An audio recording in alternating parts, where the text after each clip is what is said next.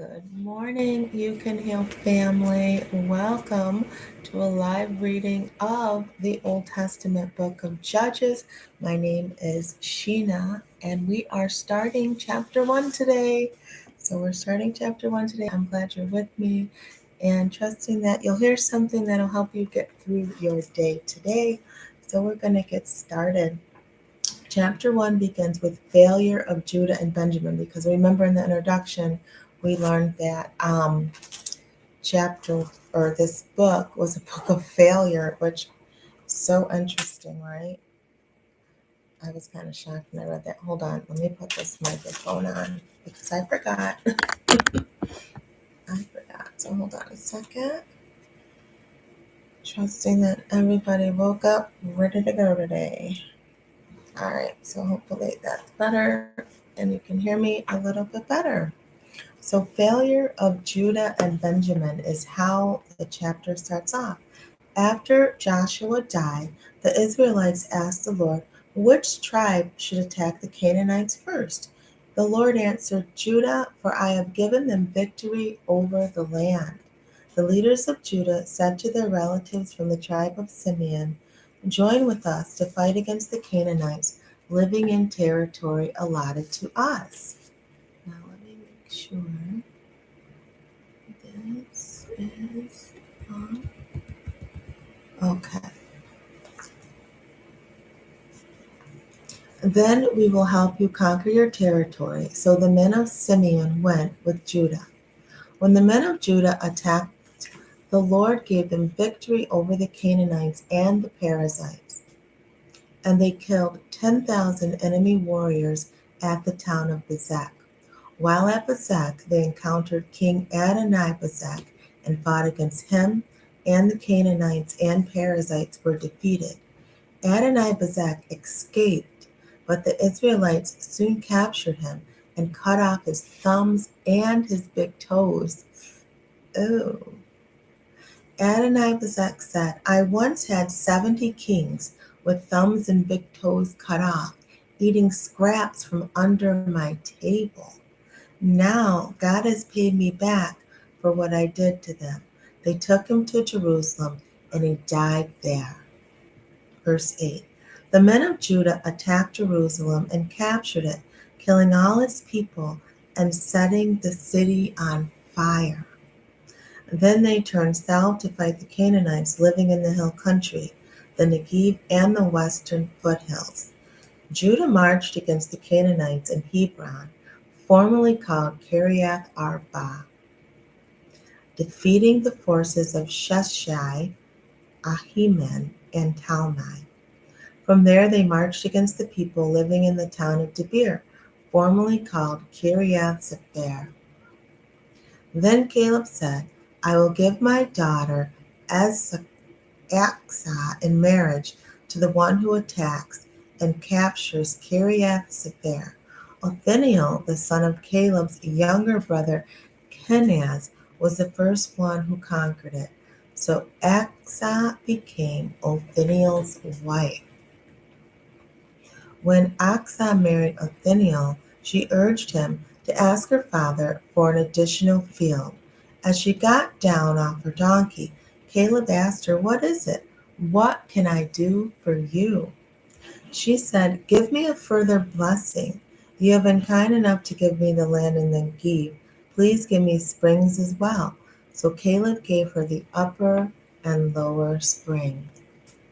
When the tribe of Judah left Jericho, the Kenites, who were descendants of Moses' father-in-law, traveled with them into the wilderness of Judah. They settled among the people there, near the town of Arad in Negev. Then Judah joined with Simeon to fight against the Canaanites living in Sephath, and they completely destroyed the town. So the town was named Hormah.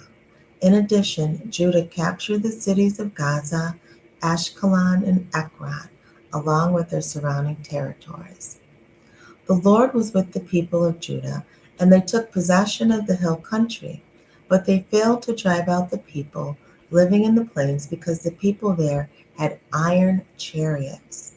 The city of Hebron was given to Caleb as Moses had promised, and Caleb drove out the people living there, who were descendants of the 3 sons of Anak. The tribe of Benjamin, however, failed to drive out the Jebusites who were living in Jerusalem.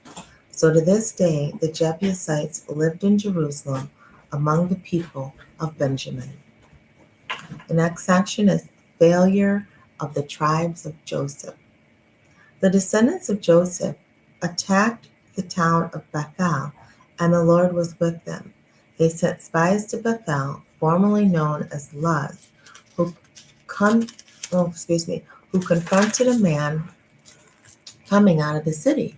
They said to him, "Show us a way into the city, and we will have mercy on you." So he showed them a way in, and they killed everyone in the city except for the man and his family. Later, the man moved to the land of the Hittites, where he built a city. He named the city Luz, and it is known by that name to this day. Good morning. The tribe of Manasseh failed to drive out the people living in Bashan, Tanach, Dor, Abilam, Megiddo, and their surrounding villages because the Canaanites were determined to stay in that region. When the Israelites grew stronger, they forced the Canaanites to work as slaves, but they never did drive them out of the land.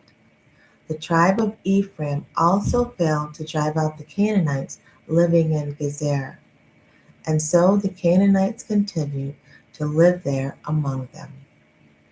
Failure of Zebulun. The tribe of Zebulun also failed to drive out the Canaanites living in Patran and Nahalol, who continued to live among them, but they forced them to work as slaves. Failure of Asher. The tribe of Asher also failed to drive out the residents of Acco, Sidon, Alab, Azib, Helba, Aphik, and Rehob. In fact, because they did not drive them out, the Canaanites dominated the land where the people of Asher lived. Failure of Naphtali. The tribe of Naphtali also failed to drive out the residents of Beth Shemesh and Beth Anath. Instead, the Canaanites dominated the land where they lived. Nevertheless, the people of Beth Shemesh and Beth Anath were sometimes forced to work as slaves for the people of Naphtali. Failure of Dan, and this is the last failure. My goodness. As the tribe of Dan, the Amorites forced them into the hill country and would not let them come down into the plains. The Amorites were determined to stay in Mount Perez, Eljalon, and Shalbim. But when the descendants of Joseph became stronger, they forced the Amorites to work as slaves. The boundary of the Amorites ran from Scorpion Pass to Selah and continued upward from there. And that concludes chapter 1 of Judges. To me, I didn't really know what was going on. Pretty boring. So we're going to keep going. Let's keep going and read chapter 2 as well. See what's happening here. Got a little more time. The angel announces judgment. The angel of the Lord went up from Gilgal to Bochim with a message for the Israelites, and he told them, "I brought you out of Egypt into this land that I swore to give your ancestors, and I said I would never break my covenant with you. For your part, you are not to make any covenants with the people living in this land. Instead, you were to destroy their altars. Why then have you disobeyed my command? Since you have done this, I will no longer drive out the people living in your land. They will be thorns in your side, and their gods will be a constant temptation to you." When the angel of the Lord finished speaking, the Israelites wept loudly. So they called the place Weeping, and they offered sacrifices to the Lord. So if any of you listened when I started reading the New Testament way back when, I used to read, and sometimes my mouth would get so dry and I would just keep reading because I didn't want to stop reading. But I don't do that anymore. So hold on. Gotta gulp for God. We're still gulping for God. So, okay, that's way better. That's so much better. All right, let's keep going in chapter 2 of Judges. And the next section is Joshua dies. After Joshua sent the people away, each of the tribes left to take possession of the land allotted to them. And the Israelites served the Lord throughout the lifetime of Joshua and the leaders who outlived him, those who had seen all the great things the Lord had done for Israel. Then Joshua, son of Nun, the servant of the Lord, died at the age of 110. They buried him in the land he had inherited at Timnath-Zerah in the hill country of Ephraim, north of Mount Gash. Judgment of God is described. After that generation died, another generation grew up who did not acknowledge the Lord or remember the mighty things he had done for Israel. Then the Israelites did what was evil in the Lord's sight and worshiped the images of Baal. Because remember in the introduction, we learned that the next generation, the old one died out, the new one's here, and they are going to be on this roller coaster. Not worshiping the Lord, then worshiping the Lord. So it goes on to say in verse 12, they abandoned the Lord, the God of their ancestors who had brought them out of Egypt. They chased after other gods, worshiping the gods of the people around them, and they angered the Lord. They abandoned the Lord to serve Baal and the images of Ashtaroth. This made the Lord burn with anger against Israel. So he handed them over to marauders who stole their possessions. He sold them to their enemies all around, and they were no longer able to resist them. Every time Israel went out to battle, the Lord fought against them, bringing them defeat, just as he promised, and the people were very distressed. Isn't that interesting? Now they're distressed, but they were willingly disobeying the Lord. And that kind of happens when, you do something or say something that you shouldn't have and it goes against God's word. You would feel a little distressed. Verse 16 says, Then the Lord raised up judges to rescue the Israelites from their enemies. Yet Israel did not listen to the judges, but prostituted themselves to other gods, bowing down to them. How quickly they turned away from the path of their ancestors who had walked in obedience to the Lord's commands. Whenever the Lord placed a judge over Israel, he was with that judge and rescued the people from their enemies throughout the judge's lifetime. Okay, so then it looks like every time they became disobedient, they'd pull in a judge, they'd get themselves together. And then it says, For the Lord took pity on his people who were burdened by the oppression and suffering. But when the judge died, the people returned to their corrupt ways, behaving worse than those who had lived before them. I kind of think when I just read that of like having people you're accountable to, because when we have accountability partners, we're more likely to like behave and do what we say we're going to do. Like I'm exercising this week. Like the first week, this is my third week of like committing to do something.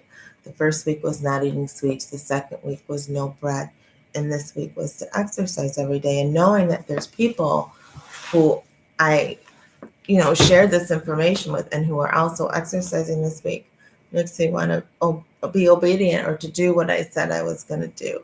And it looks like as soon as the judge was removed, the people went back to their old ways. And it is easier because when you're not accountable to someone or something, then you will more likely slip, right?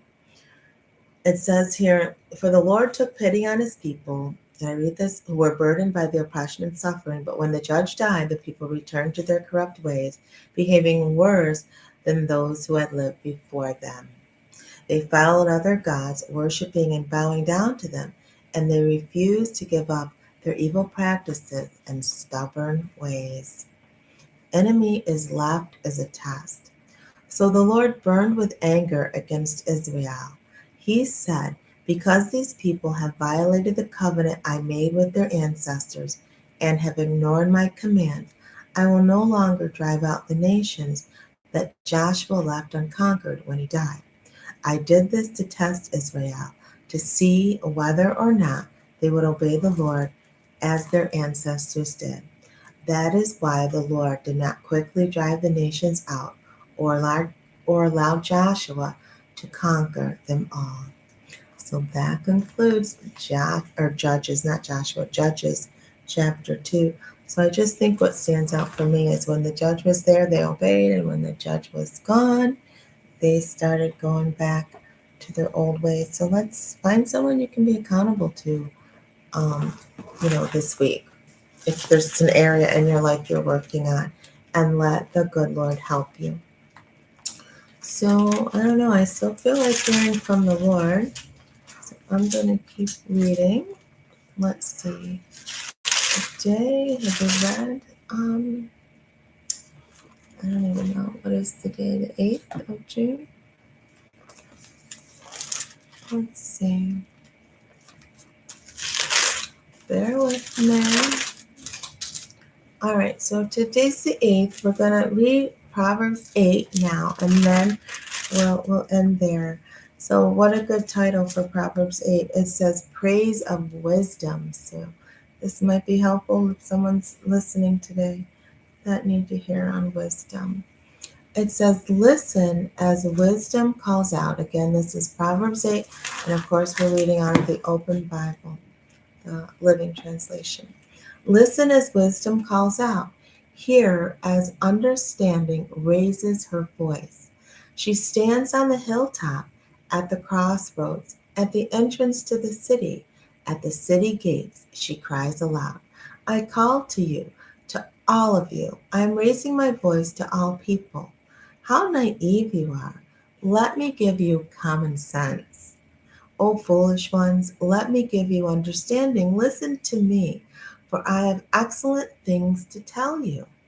Everything I say is right, for I speak the truth and hate every kind of deception.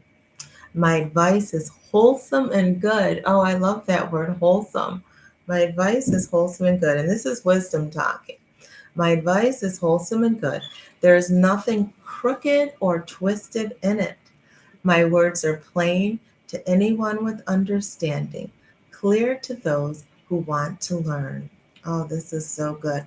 Verse 10 says, choose my instruction rather than silver, and knowledge over pure gold. For wisdom is far more valuable than rubies. Nothing you desire can be compared with it. Oh, that's so good. I, wisdom, live together with good judgment. I know where to discover knowledge and discernment. All who fear the Lord will hate evil. That is why I hate pride, arrogance, corruption, and perverted speech. Good advice and success belong to me. Insight and strength are mine. Oh, I love that. Because of me, kings reign and rulers make just laws. Rulers lead with my help, and nobles make righteous judgments. Listen, we should be asking for wisdom instead of like material things and the such. My goodness, wisdom is good advice. It's wholesome. It's not deception. It speaks the truth. It's more valuable than rubies. This is good stuff, right? Verse 17, I love all who love me. Those who search for me will surely find me. Unending riches, honor, wealth, and justice are mine to distribute. Huh. My gifts are better than the purest gold, my wages better than sterling silver. I walk in righteousness, in paths of justice. Those who love me inherit wealth, for I fill their treasuries. Oh, this is so good. Verse 22. The Lord formed me from the beginning, before he created anything else. Now, can you imagine that you were formed before anything else was created? The heaven, the stars, the sea, the fish, all those things. You were created first. Wisdom. Oh, that's so good. The Lord, that was verse 22 of Proverbs chapter 8. The Lord formed me from the beginning before he created anything else. I love that. The commentary says, even before the beginning of creation, wisdom was with God. By wisdom, he accomplished all of his deeds. God's ways, the ways in which wisdom instructs us, are written in the very fabric of the world. It says here, moving on, I was I was appointed in ages past, talking about wisdom, at the very first, before the earth began. See, God is wisdom. God is wisdom. And that's why we should strive to be like him, and so we can be wise too. I was born before the oceans were created, before the springs bubbled forth their waters, before the mountains and hills were formed. I was born before he had made the earth and fields and the first handfuls of soil.